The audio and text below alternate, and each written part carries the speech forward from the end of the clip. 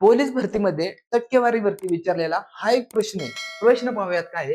एक संख्या 40% वाढवल्यामुळे 560 होते, तर ती संख्या कोणती आहे हे या ठिकाणी आपल्याला काढायचे. ज्यावेळेस अशा प्रकारचे प्रश्न येतात, 40% वाढवली म्हणजेच ती मूळ संख्येच्या किती टक्के असणार आहे, तर ती असणार आहे 140%. बरोबर आहे. म्हणजेच या ठिकाणी आपल्याला काय काढायच्या, एका संख्येचे 140% हे 560 आहेत.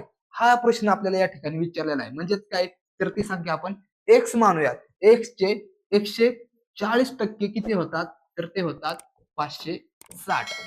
आता हा प्रश्न किती सोपा झाला, तर कसं आहे, एक्स गुणुले 140 भागिले 100 बरोबर 560. हे या ठिकाणी सोडवल्यावरती आपल्याला ती मूळ संख्या कोणती ती या ठिकाणी मिळणार आहे. म्हणजे हा शून्याला हा शून्य कट, 14 एक 14, 14 चोक 56 आणि 100 गुणिले 4 म्हणजेच किती येणार, 400.